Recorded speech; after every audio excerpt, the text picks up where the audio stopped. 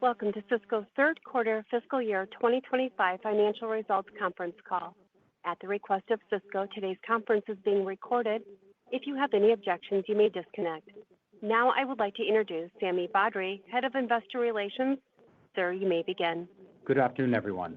This is Sami Badri, Cisco's Head of Investor Relations, joined by Chuck Robbins, our Chair and CEO, Scott Herren, our CFO, and Mark Patterson, our Chief Strategy Officer. Cisco's earnings press release and supplemental information, including GAAP to non-GAAP reconciliations, are available on our Investor Relations website.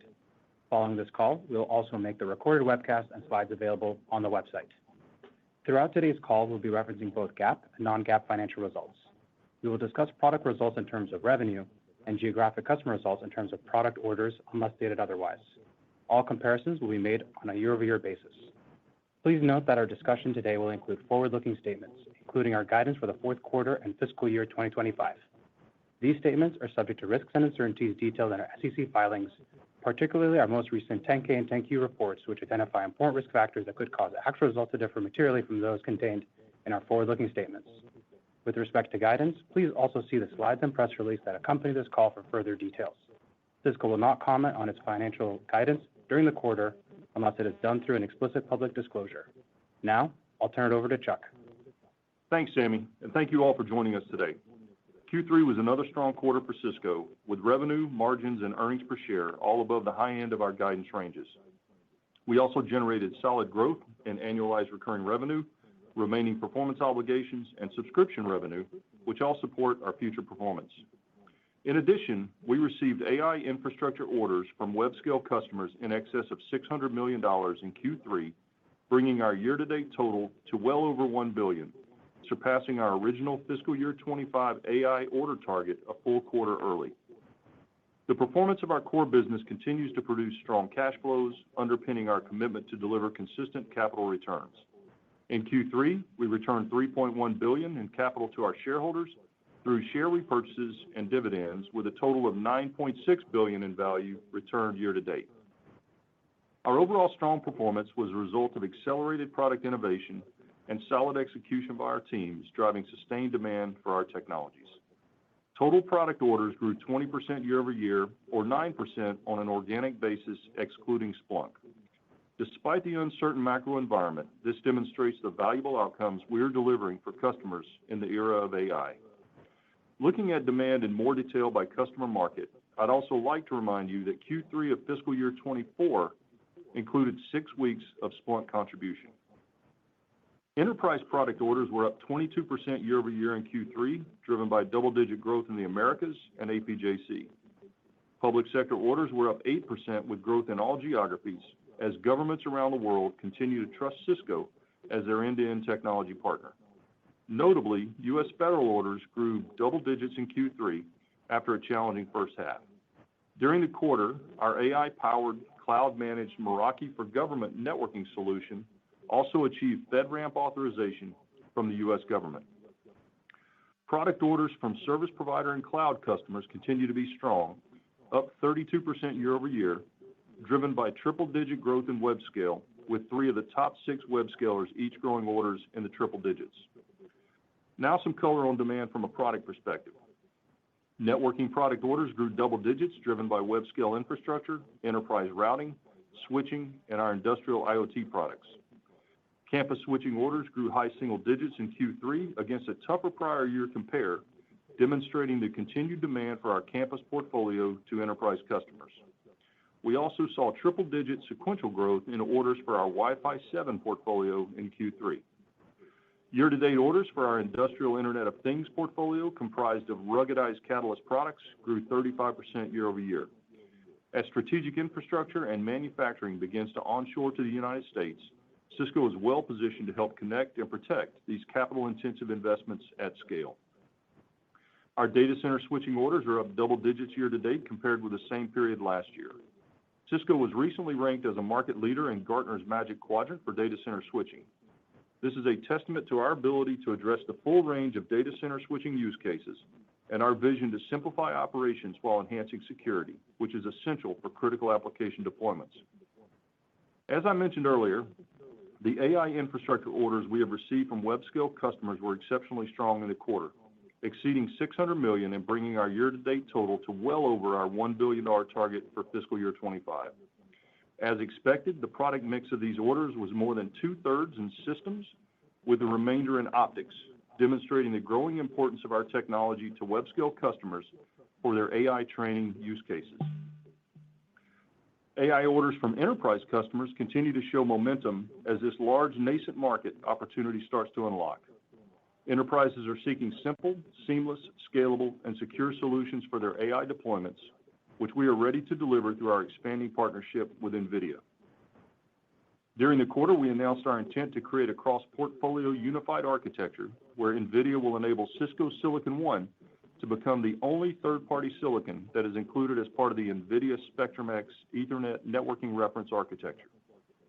Cisco will also build interoperable systems combining NVIDIA Spectrum Silicon with Cisco operating system software, allowing customers to simultaneously standardize Cisco networking and NVIDIA technology in the data center across front and back-end networks.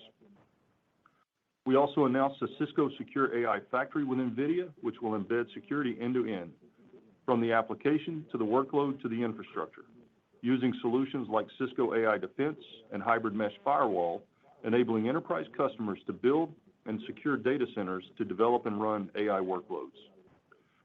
Yesterday, we announced a new multi-phased investment program in the Kingdom of Saudi Arabia. Saudi Arabia announced a new AI company, Humane, and we will be a strategic technology partner contributing to their AI infrastructure build-outs. This partnership aligns with Saudi's Vision 2030, contributing to the kingdom's transformation into a diversified digital economy and enhancing its global and regional competitiveness in the AI era. In addition, we have joined the AI Infrastructure Partnership alongside BlackRock Global Infrastructure Partners, MGX, Microsoft, NVIDIA, xAI, and energy partners GE Vernova and NextEra Energy, as it seeks to invest in secure, efficient, and scalable infrastructure to support AI workloads.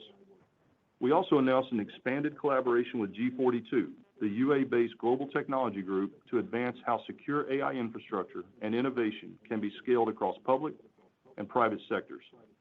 These investments and partnerships highlight our market position as a global leader and preferred partner in AI networking solutions, as well as our commitment to collaborating across the industry to create a strong global ecosystem for AI. Additionally, we expect the sovereign AI cloud opportunity to ramp in the near term, and that Cisco will be a core system provider for these significant AI training and inference cluster build-outs. As we look at the opportunity that AI presents for Cisco, it is worth reiterating that we frame it in three distinct but connected pillars. First, AI training infrastructure for web-scale customers. Combinations of our Cisco 8K, Silicon One, optics, and optical systems are being deployed by 5 of the 6 largest web scalers. Second, AI inference and enterprise clouds. Our accelerated innovation in hardware and software, coupled with our NVIDIA partnership, is designed to simplify and de-risk AI infrastructure deployment for the enterprise. And third, AI network connectivity. Customers are leveraging our technology platforms to help modernize, secure, and automate their network operations to prepare for pervasive deployment of AI agents and applications. With agentic AI, the network is fundamentally constrained and will require ultra-fast, low-latency, energy-efficient networks, which we can deliver. Shifting to security, orders grew in high double digits in Q3. Our security orders included a large multi-year deal with a major financial services company for Splunk security and observability platforms, which was driven by our combined sales force. This was a win for Splunk from an industry competitor and is a strong proof point of our go-to-market synergy. This was also the largest deal ever for Splunk. Our recently launched security products of Secure Access, XDR, and Hypershield collectively added over 370 new customers in the quarter. The majority of our new Hypershield enterprise customers are bundling it with our new N9300 Smart Switch because of our unique ability to embed security directly into the fabric of the network. Now I'd like to comment on some highlights from our accelerating innovation pipeline. Safety and security will be the defining challenge of agentic AI, and we recently introduced several innovations designed to help security professionals harness the power of AI while keeping security at the forefront. These include Cisco XDR correlating attack telemetry across network, endpoint, and cloud using new AI-powered solutions to empower security teams to understand complex threats in seconds. Agentic AI advancements for Cisco XDR and Splunk to simplify threat detection and response. A new partnership with ServiceNow, which will integrate their security operations capabilities with Cisco AI Defense, and the launch of Foundation AI, a team of leading AI and security experts focused on developing cutting-edge technology to address the fundamental security issues of the AI era with novel open-source tools, including the first reasoning model to enhance security applications. Just last week, we introduced Cisco's Quantum Network Entanglement Chip, a revolutionary prototype making real-world quantum networking applications possible in order to speed up the future of quantum computing. These applications will solve complex customer challenges and drive innovation across industries from supply chain optimization to accelerating drug discovery. In addition, we are using Gen AI and agentic systems across our customer experience organization to maximize customer value, deliver great experiences, boost productivity, and create capacity. Today, over 60% of support cases are touched by AI-driven automation, which is driving up the proportion of complex cases we can solve within one day. In addition, low-severity cases have reduced as more customers are using our AI support assistant. Also, our AI renewals agent has enabled us to increase the capacity of our renewals specialist. As you can see, we are driving an enormous amount of innovation, and I look forward to showcasing even more new customer-centric solutions at Cisco Live next month. Before I turn it over to Scott, I'd also like to share some important organizational announcements. After careful consideration, Scott has made the decision to retire at the end of fiscal year 25. As many of you know, Scott joined us in 2020 during a period of great uncertainty around the world, and he has been instrumental in driving our transition towards more software and recurring revenue. This has driven greater predictability for our business and increased shareholder value, and I want to thank Scott for all that he has done for Cisco. I am grateful for his partnership as we've managed through many unprecedented situations together. I'm happy to share that beginning day one fiscal year 26, Mark Patterson, our current Chief Strategy Officer, will serve as Cisco's new Chief Financial Officer. In Mark's nearly 25 years at Cisco, he's held leadership roles in finance, strategy, and operations. He also spent over a decade in sales, working in roles that spanned every customer segment and geography. Most recently, leading our corporate strategy, development, and incubation organization, Mark's focus has been on connecting our longer-term strategy and investments with our immediate and urgent growth opportunities.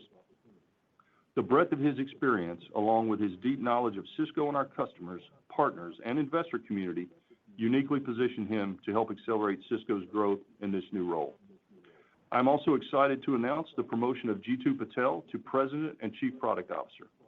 Under Jeetu's leadership over the past 9 months, he has unified our product vision and strategy and vastly accelerated our innovation pipeline, focusing on delivering even greater value for our customers and our partners.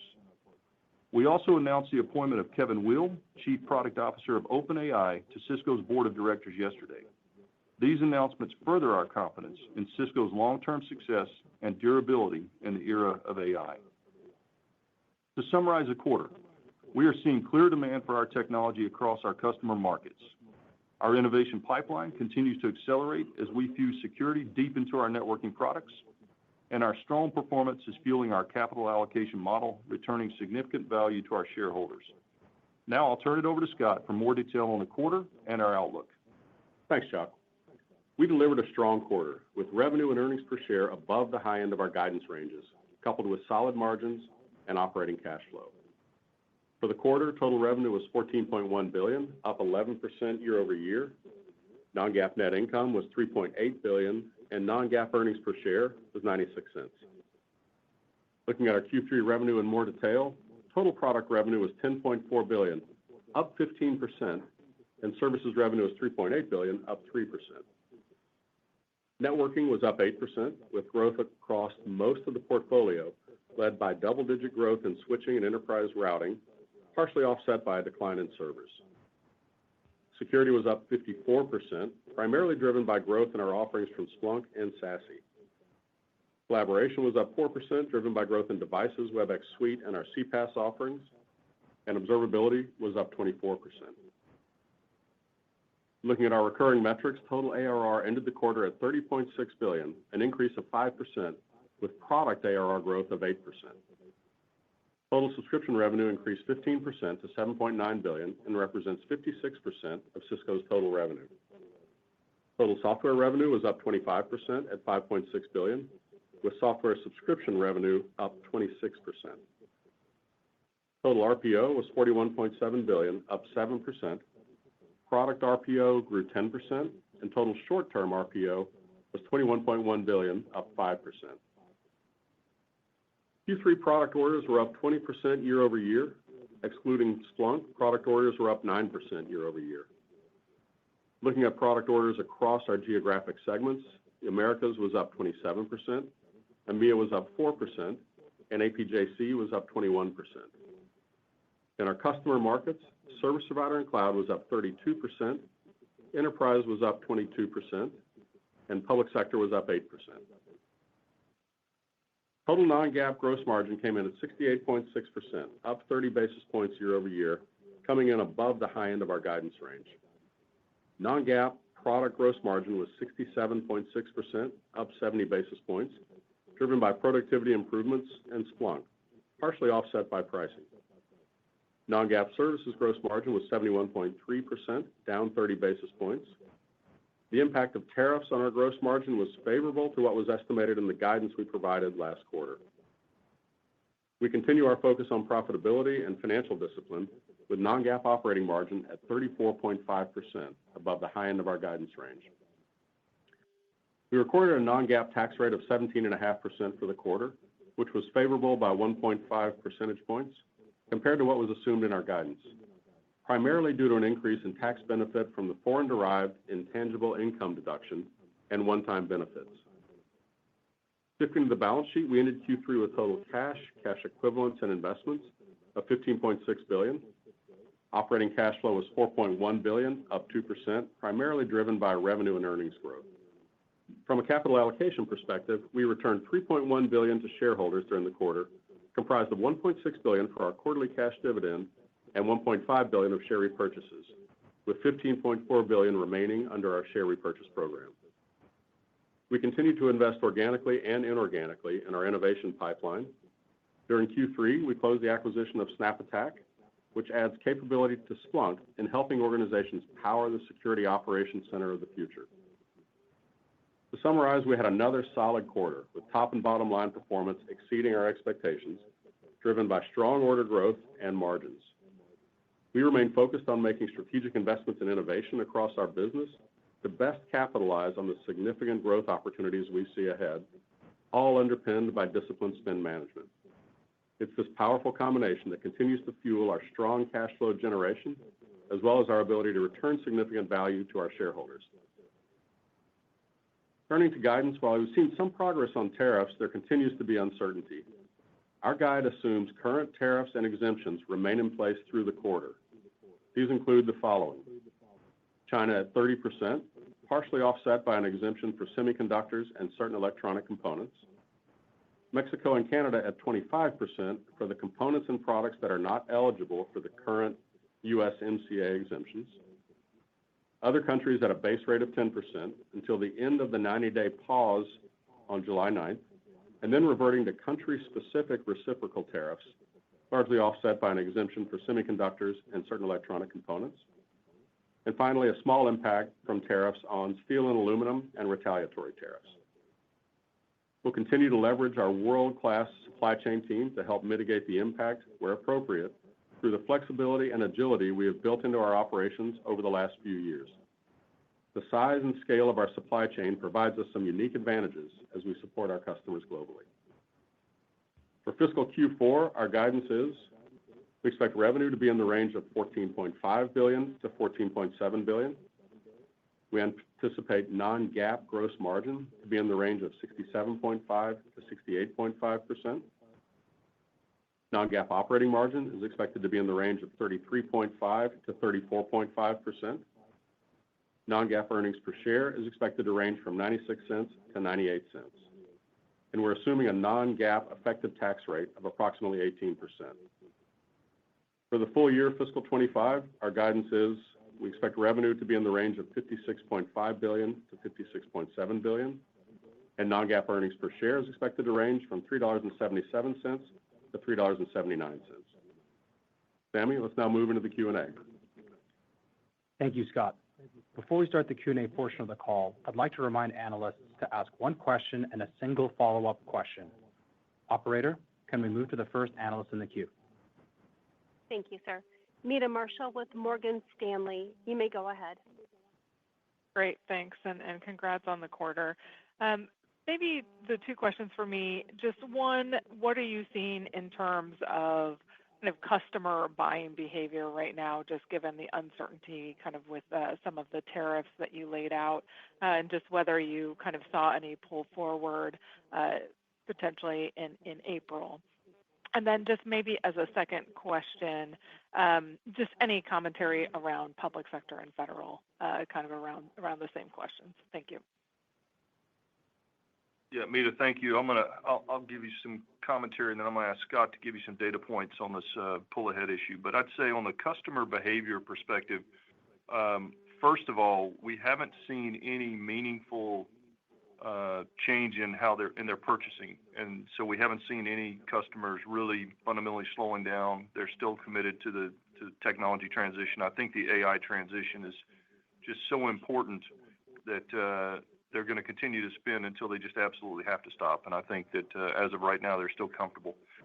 As it relates to pull forwards, look, I'm sure there was an order here or there from a customer who decided to pull something forward because they were concerned about tariffs. But we looked at a ton of data points to see if we saw any signs of broad-based pull ahead business, and we did not. And I'm going to ask Scott real quick to share some of those data points, and then I'll answer public sector. Yeah, thanks, Chuck. And I should remind you too, Meta, that we didn't motivate a lot of pull ahead by talking about price increases. If you remember, the way we talked about the impact of tariffs was we had a number of levers. We have a great world-class supply chain team.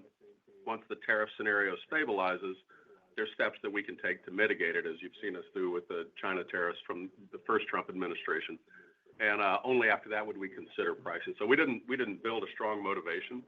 But we looked at, after speaking to our channel partners, who also didn't see any buy ahead or delay behavior, by the way, and our own sales team, we looked at channel inventory, which you would think would go up. It did not. It actually was down. We work closely with the web scalers. We understand not just what they have on order, but what they have on hand. Actually, web scaler inventory on hand went down during the quarter.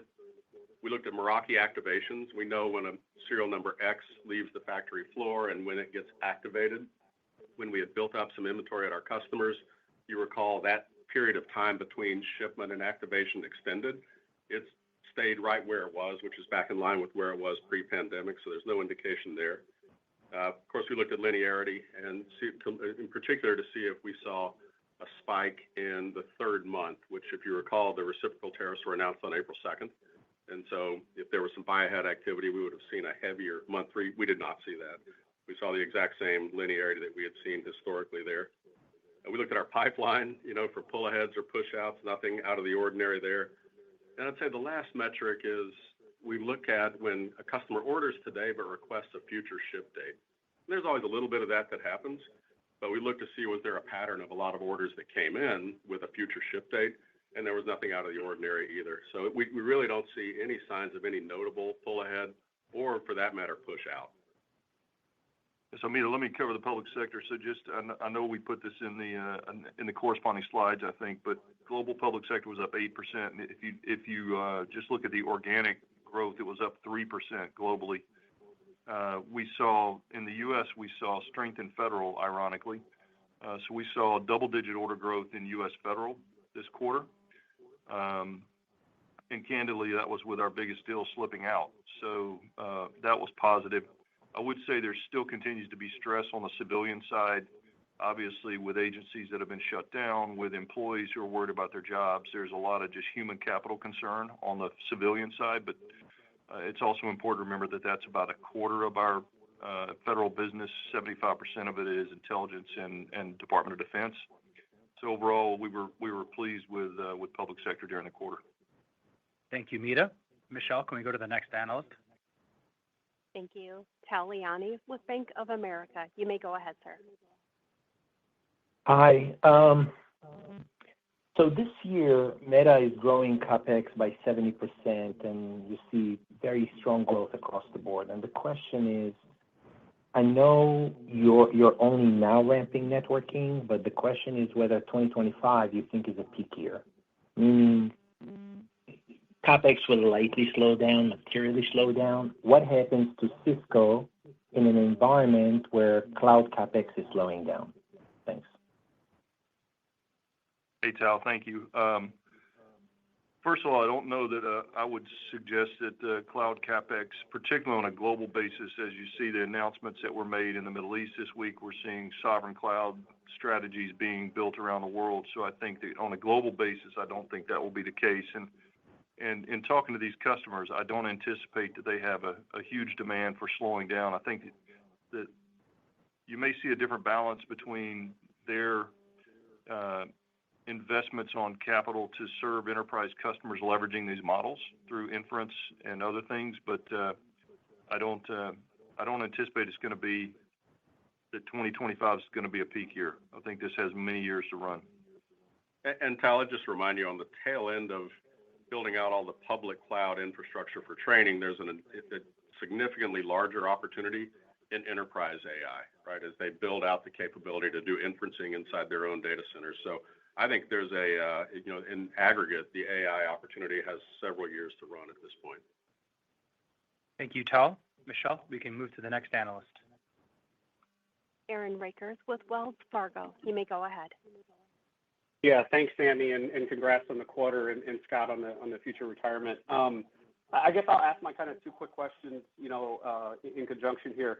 So I want to, I think, Chuck, in the prepared comments, you referenced a large sovereign, deployment opportunity that is coming here soon. I guess the first question on that is that, is that currently in your order book, the $600 million you saw this last quarter? And if not, how do you think about the size of those opportunities? And then the quick follow-on is, I think this last quarter you launched or you started shipping your 51.2T, I think it's the G200 silicon. Can you just give us an update of what you're seeing in the data center switching side, and if that really becomes a catalyst here as we look out over the next couple quarters? Thank you. Yeah, thanks, Aaron. So I think you're referencing the Humane announcement that we made yesterday, or that the Saudis made early this week. They announced the creation of this company. We've been working with them on this for months, and the short answer is there's absolutely no orders in the $600 million from them. They are just getting started. We've got a team of people returning to the Middle East next week to spend more time with them. I think it's important to note on Humane, the CEO there is an individual named Tariq Amin. And just to give you some background on Tariq, he was the CTO at Reliance Jio when we built that network with them over the course of several years. And then he was a CEO of Rakuten when we built with him the Open RAN mobile network in Japan. And so we've been engaged with Tariq since he actually moved into Saudi Arabia, and he is a good friend, an old friend. We've been doing large-scale projects with him for a dozen years now. So he knows us, we know him well, and we're looking forward to that opportunity. So I think that's not included in any of our forecasts from our sales teams or anything at this point. On the second point, the G200 chip, I would say it is at the heart of any of these systems orders. So I made comment that of the $600+ million, 2/3 of it was systems, and those systems would be based on the G200. And I would tell you that right now, those customers are telling us that if we could get more capacity out, they would buy more.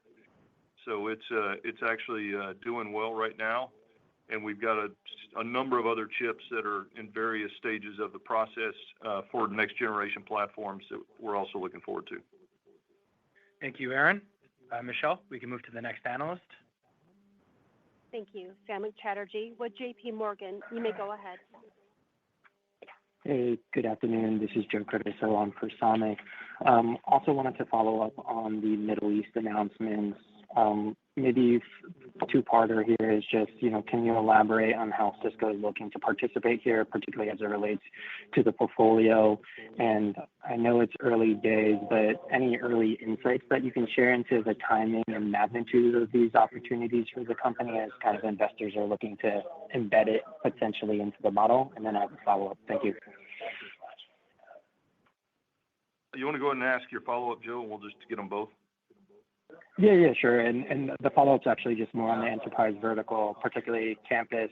Obviously orders are coming in good on the enterprise vertical, but just curious if you could flesh out, what are you hearing from customers on this front and the momentum that you're seeing in kind of the orders/backlog here, and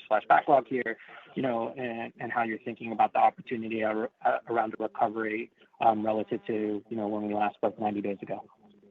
Okay. So on the Middle East front, I will just tell you that Tarek made a comment to me that they're behind and they're going to catch up. So I think that they're going to spend a lot of money, and I think they're going to spend it as quickly as they possibly can.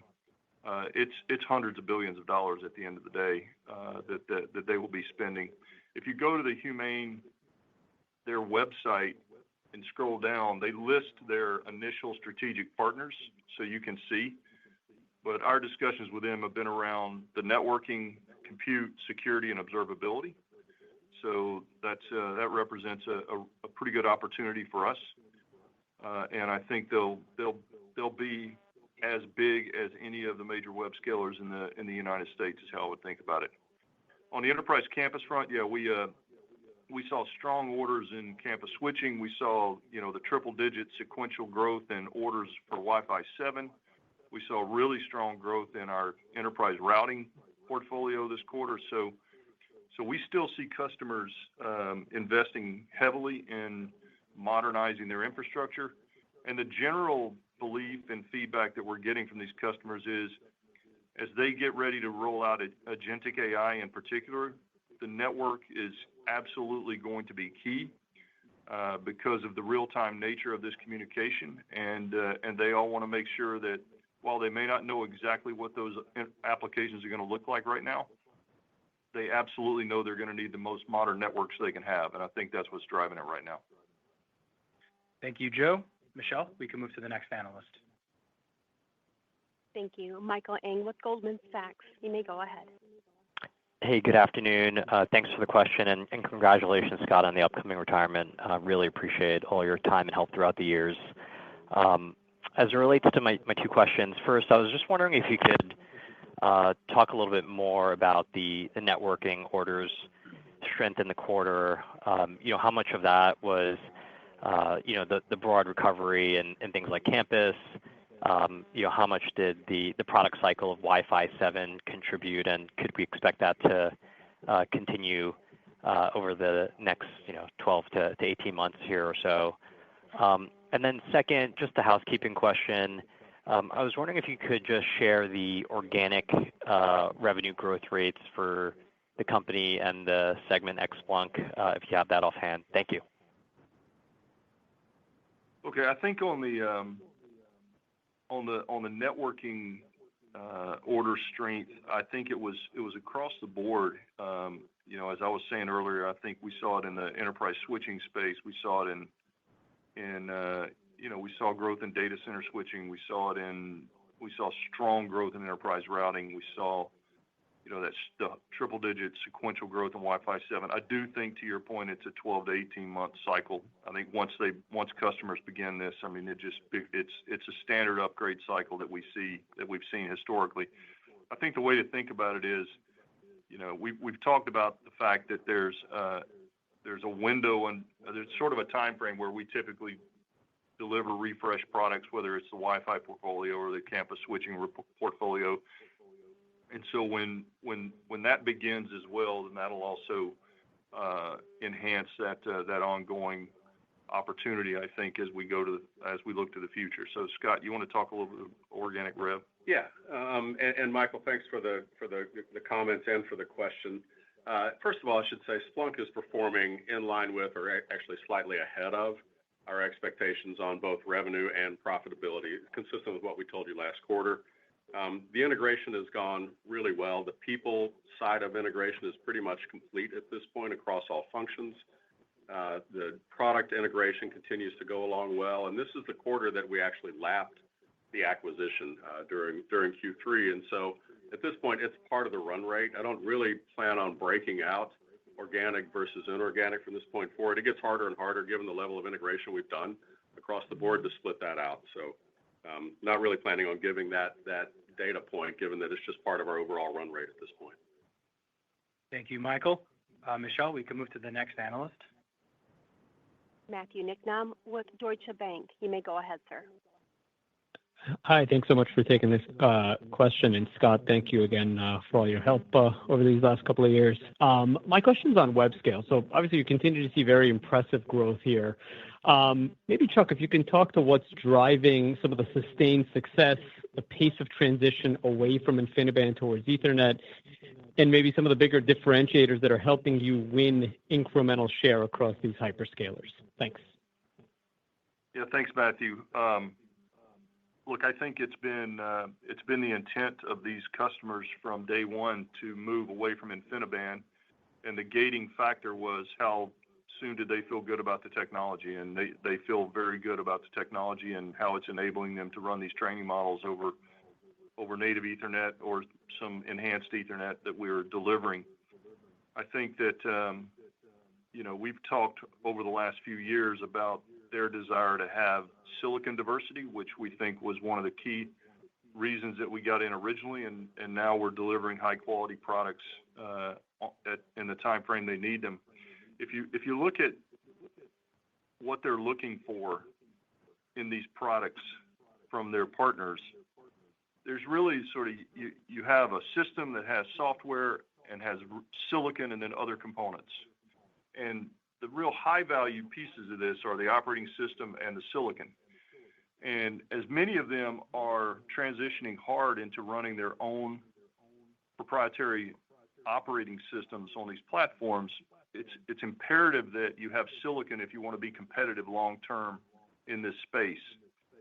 And so we're very fortunate that we made the acquisition in 2016. We have a great team that's been developing Silicon One. They're very close to these customers. They work with them every day. And I think the silicon is the key differentiator that's really, I mean, we're delivering high quality systems and everything else that they want, the services, the experience, the supply chain, all those things that matter deeply. But at the end of the day, if we didn't have the silicon, it would probably make it virtually impossible for us to be successful long term here. Thank you, Matthew. Michelle, can we move to the next analyst? Amit Daryanani with Evercore ISI. You may go ahead, sir. Yep. Thanks for taking my question. I guess I have two as well. Starting off, Chuck, your AI orders at $1 billion, it came in, I think, a quarter ahead of what you folks had expected, and it looks like you're seeing some continued momentum as you go forward with sovereign and enterprise that you talked about. I'm just wondering, how should we think about the growth rates as we move forward on AI orders or AI revenues? It would be helpful to just kind of frame that out a little bit in terms of the forward growth rates. And then if I could just follow up for Scott, your July quarter guide, Scott, if I'm not mistaken, implies revenues are up 3-4% sequentially, but operating margins are down 50 basis points. Maybe just flesh out why the margins are coming down in July while revenues are going up. And best of luck on your retirement as well. Thank you.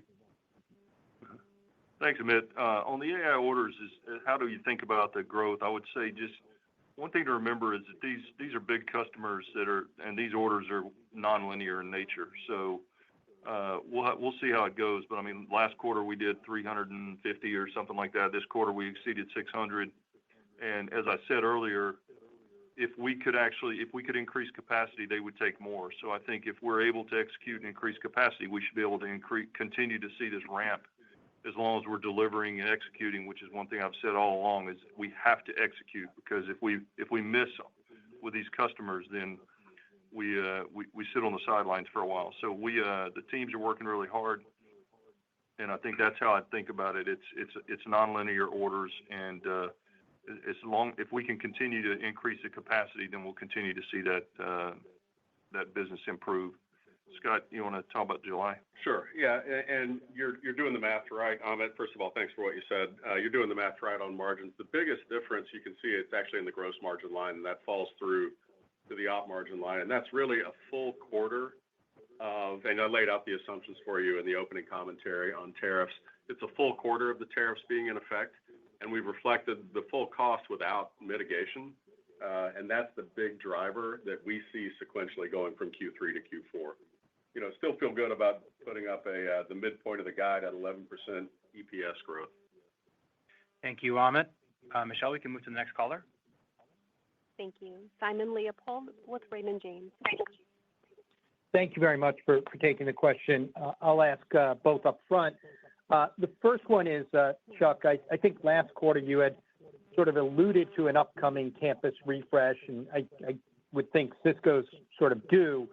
What I'd like some help with is understanding the maybe historic perspective of when you've had these refreshes, how to think about that, because when I reflect on the last one, 2017, 2018, that occurred when you were shifting customers to subscription. So I feel like that's a tough metric to use to understand the potential.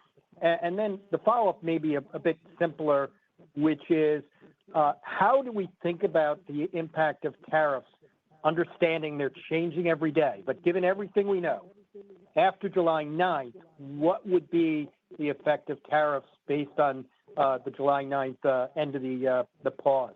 Thank you. Yes, Simon, I think first of all, I think your point relative to the 2017 kickoff of the campus refreshes is a very valid one. So it's hard to say. We've also seen some strength over the last 12 months in the enterprise campus business. So here's what I would tell you, though, as we look to really drive this over the next 12, 24 months, I think that what's most important to our customers right now is that we embed security deep into the network. And so what you're going to see a focus on enabling agentic AI and enabling security and security services in the network so that our customers can do this in line, which is going to be necessary for us to solve the AI problem. I'll tell you, I had a discussion with a CISO of a Fortune 100 company a couple of weeks ago. G2 and I were together, and we started talking about security, and she stopped us and said, listen, if you can't paint a picture for me or define an architecture for me, multi-year architecture that has me removing every physical firewall from my infrastructure, then I don't want to talk to you. Because if it's not embedded in the traffic flows, it's never going to happen. It's not going to work. And so what I would tell you on this is just envision that we're going to deploy security everywhere out through the network infrastructure, and that plus AI, I think, will give customers reasons to really look at these platforms. Yeah, and Simon, on your second question on the impact of tariffs after July 9th, I mentioned in the opening commentary that we've built into our forecast that underpins the guide for Q4 an expectation that on July 9th, that pause ends and we go back to the reciprocal tariffs that were announced on April 2nd with the two exemptions, the USMCA exemption still in place and the semiconductor and certain electronic component exemption still in place. So we've reflected that in the guide for Q4. I think it's a little bit hard right now to predict what is going to happen on July 9th and what agreements get put in place between now and then, but just wanted to protect the downside in the guide. Thank you, Simon. Michelle, we can move to the next analyst. Thank you. James Fish with Piper Sandler. You may go ahead, sir. Hey, guys.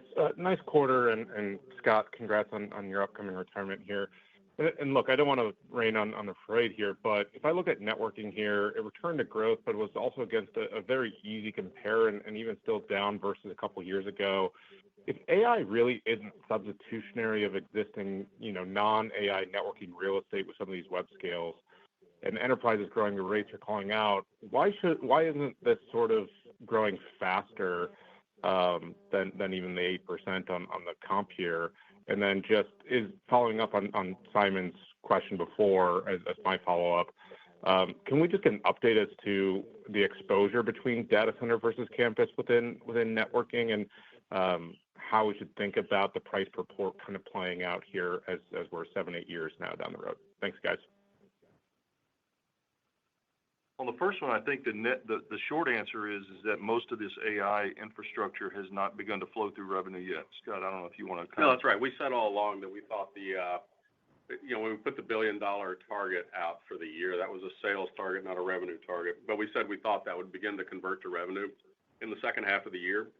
And we saw that, again, the first piece of that in Q3, and we expect to see a bit of it again in Q4. Yeah. And I think on the data center versus campus, I mean, clearly the data center with a higher speed, you're going to see a higher per port cost, but you're going to see much higher volumes in the campus. So I think they sort of normalize each other out over time. Thank you, Jim. Michelle, we can move to the next analyst. Thank you. David Vogt with UBS. Thank you. This is Andrew for David. I wanted to ask a question about the texture of those $600 million of AI orders. You mentioned that they tend to be nonlinear. They're very large customers. And I'm wondering if you're starting to see bigger orders as a large component of that $600 million, and where with the customers where you're having the most success, or are you really seeing sort of a diffuse kind of large growing orders across a number of customers that you mentioned you had 3 growing triple digits? And the follow-up question I wanted to ask is just, I'm not sure if I missed it, but could you give an estimate of roughly what you think the impact of tariffs are in your guidance for Q4 for gross margin? Thanks. Yeah, Andrew, I think you nailed it. You almost answered the question for us. I mean, we have 3 of the 6 that grew triple digits, so I think it's fairly balanced.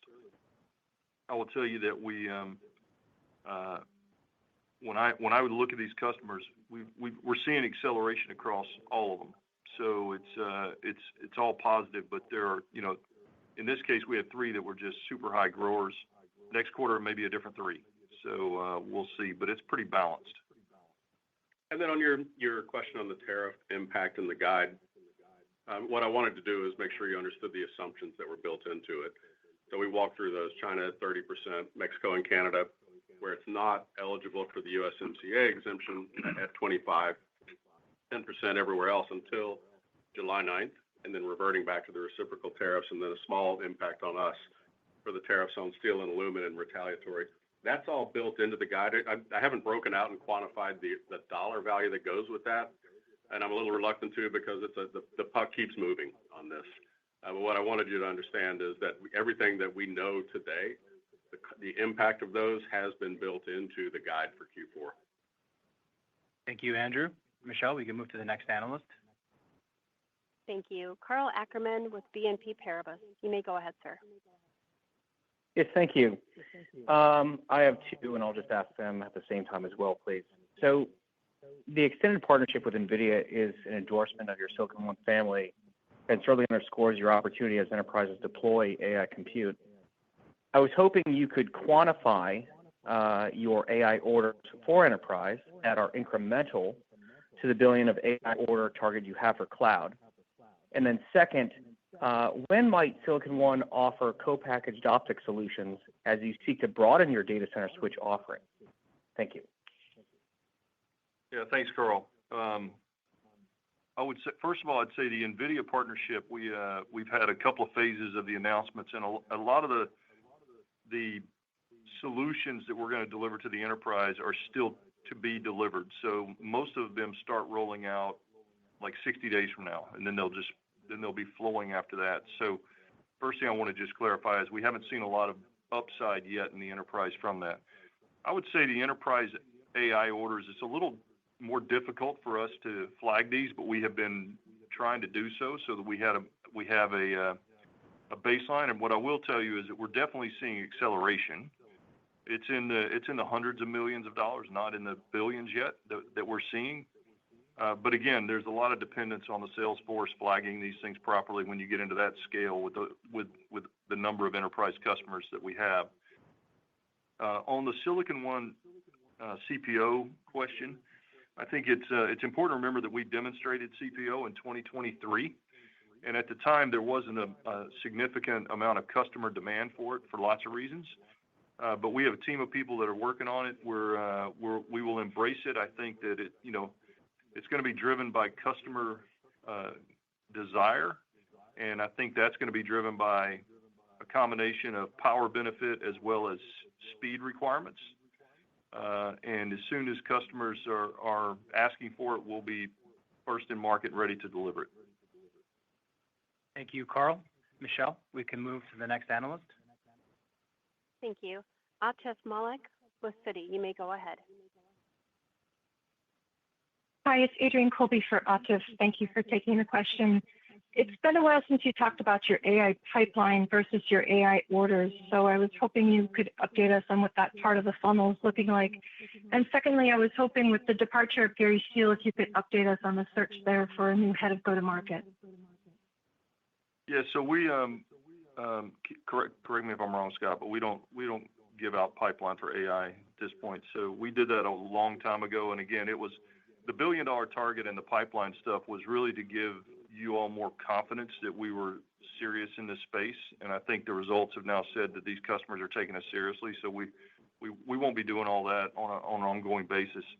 And then yeah, we named a new head of go-to-market, Oliver Tusick, who was most recently running our Europe, Middle East, Africa region, and before that was running our global partner organization. Before he came to Cisco, he was a CEO of a partner, so he has a really deep understanding of our go-to-market model, and we announced him a week ago. Yeah, a week ago. Yeah. Thank you. Thank you, Adrian. Michelle, we can move to the next analyst. Thank you. Sebastian Naji with William Blair. You may go ahead.